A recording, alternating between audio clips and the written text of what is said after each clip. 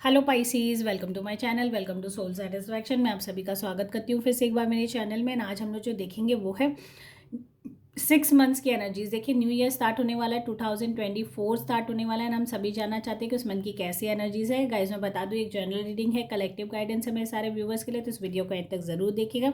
अगर आप कनेक्ट हो रहे हो, रेजोनेट हो रहे हो, तो मुझे कमेंट सेक्शन में ज़रूर बताइएगा। साथ ही साथ अगर किसी को पर्सनल रीडिंग भी करानी है तो वो मुझे मेल एड्रेस पे, मेरा जो डिस्क्रिप्शन बॉक्स में दिया हुआ है, वहाँ मुझे कॉन्टैक्ट कर सकते हैं। एंड आज हम लोग देखेंगे ओवरऑल रिलेशनशिप आपका अपकमिंग मंथ कैसा रहने वाला, अपकमिंग ईयर में 6 मंथ स्टार्टिंग के कैसे रहने वाले हैं रिलेशनशिप को लेके। आप अगर ऑलरेडी पाइसेस रिलेशनशिप में हो तो कैसा रहने वाला है 6 मंथ्स में, क्या क्या चेंजेस आने वाले हैं। अगर आपका नो कॉन्टैक्ट सिचुएशन है, सेपरेशन है, ब्रेकअप है, तो कैसी एनर्जीज है। कि आपके पार्टनर आपको मिस करते हैं, रिकनेक्शन का कोई चांसेस है, कोई रिकन्सिलिएशन होने वाला है आपके लाइफ में, ये सारी एनर्जीज हम लोग चेक करेंगे। एंड लास्टली, अगर आप सिंगल हो तो अपकमिंग 6 मंथ्स की एनर्जीज हम लोग देखेंगे कि पाइसेस वालों के लिए कोई नई अपॉर्चुनिटी आने वाली है क्या लाइफ में। तो ये एनर्जीज हम लोग चेक करने वाले हैं। तो जल्दी से अपने डिवाइनल एनर्जी से कनेक्ट हो जाइए ताकि हम लोग 2024 की रीडिंग कर सकें। सो डिवाइन बताइए, जितने भी पाइसिस सनशाइन वाले हैं उनके लिए 2024 कैसा रहने वाला है in terms of relationship, love, क्या क्या चेंजेस आने वाले हैं 6 मंथ्स, उनके लिए क्या मैसेज लेके आ रहा है। तो डिवाइन बताइए, जितने भी पाइसिस सनशाइन वाले हैं उनके लिए क्या मैसेज है, क्या रिलेशनशिप मैसेज है for the month of January 2004, जनवरी, फरवरी, मार्च 2024 की कैसी एनर्जी से कैसा रहने वाला है उनका अपकमिंग 3 मंथ्स। फर्स्ट हम लोग 3 मंथ्स की देखेंगे, फिर नेक्स्ट हम लोग नेक्स्ट 3 मंथ्स की देखेंगे। सो जनवरी के लिए देख लेते हैं। क्वीन ऑफ वैंड्स की एनर्जीज है, बहुत ही ब्यूटीफुल कार्ड है। अगेन एस ऑफ वैंड्स की एनर्जीज है। Okay, 9 of wands.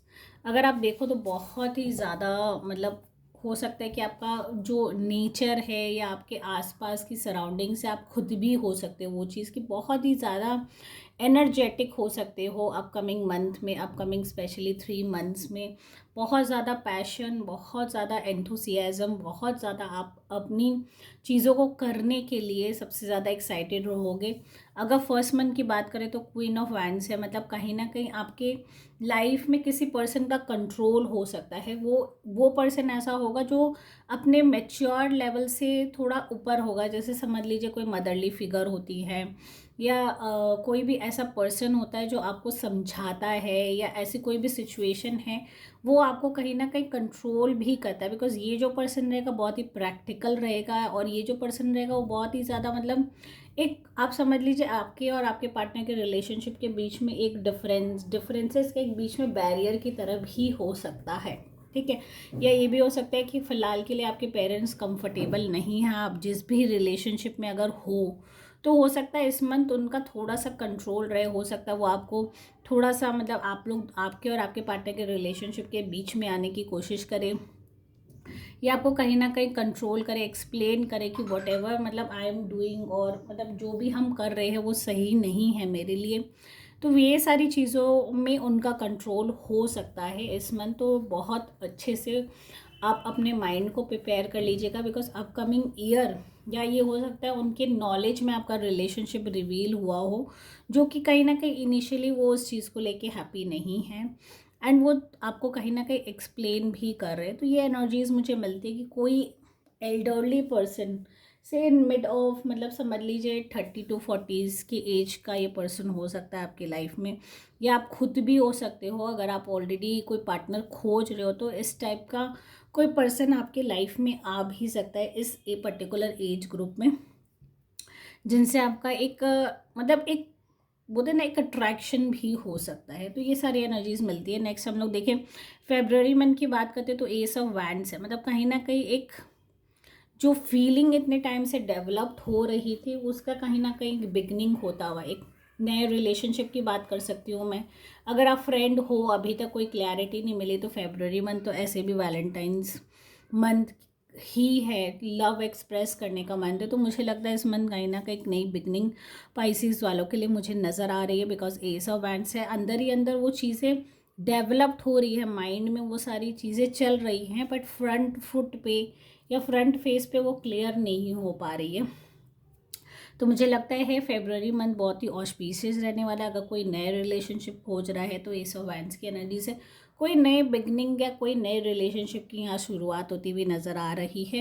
एंड काफ़ी हैपनिंग भी हो सकता है आपका month, because ace of wands कहीं ना कहीं आपके पैशन को, आपके डिज़ायर को फ्रंट फेस पे लाने का वक्त भी आ गया है। तो जितने भी सिंगल्स हैं जो रिलेशनशिप में ऑलरेडी नहीं है एंड ऑलरेडी जो आप रिलेशनशिप में हो, तो आपको भी यहाँ ध्यान रखने की ज़रूरत है कि कोई नई अट्रैक्शन आपके लाइफ में आ सकती है जिससे आप खिंचाव आपको फील हो सकता है। तो इस चीज़ के लिए आप श्योर रहिए कि आपको एक्चुअली किन के साथ अपनी लाइफ स्पेंड करनी है। ठीक है, तो ये क्लैरिटी मिल जाएगी आपको।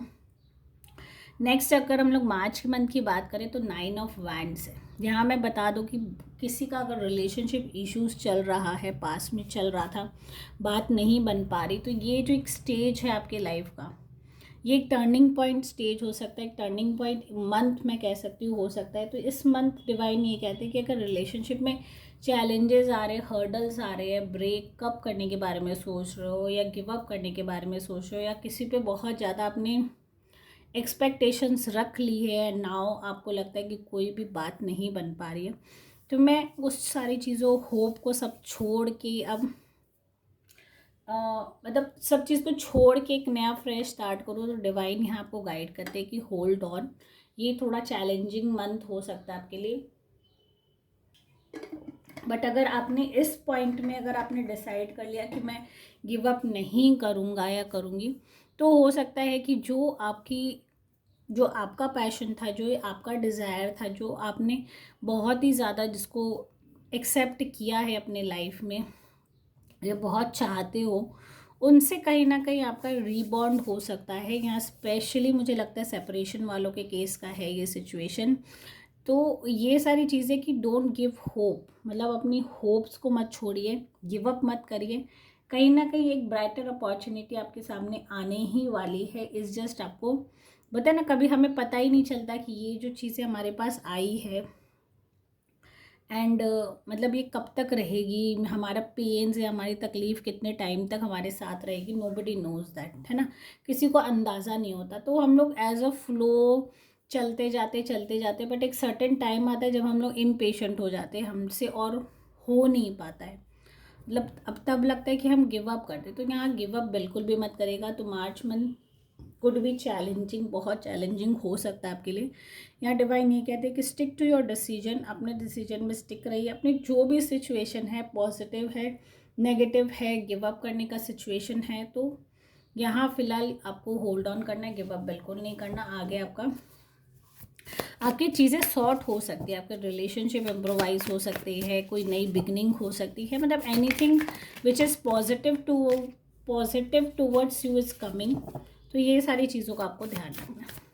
नेक्स्ट हम लोग देख लेते हैं अपकमिंग 3 मंथ्स और आपके लिए क्या एनर्जीज़ है फ्रॉम अप्रैल मई जून का। डिवाइन क्या गाइडेंस देते हैं, डिवाइन बताइए जितने भी पाइसेस हैं उनके लिए अप्रैल मई जून इन टर्म्स ऑफ रिलेशनशिप कैसा रहने वाला है अपकमिंग 3 मंथ्स, और कैसा रहने वाला है।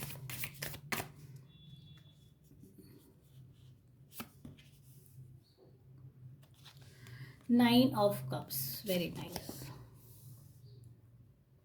किंग ऑफ स्वॉर्ड्स,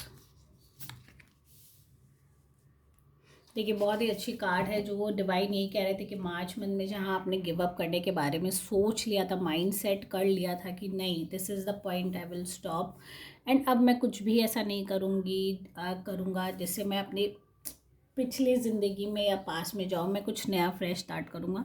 तो अगर आपने वो मंथ कंट्रोल कर लिया अपने आप को, तो 9 ऑफ कप्स की एनर्जीज, आपकी जितनी भी डिज़ायर है, इमोशनल सेटिस्फैक्शन है, या एक नई बिगनिंग कह सकती हूँ, एक नया रिलेशनशिप कह सकती हूँ, बिकॉज यहाँ कप्स की एनर्जीज है, तो इमोशनल सेटिस्फैक्शन रिलेशनशिप को लेके डेफिनेटली आने वाला है।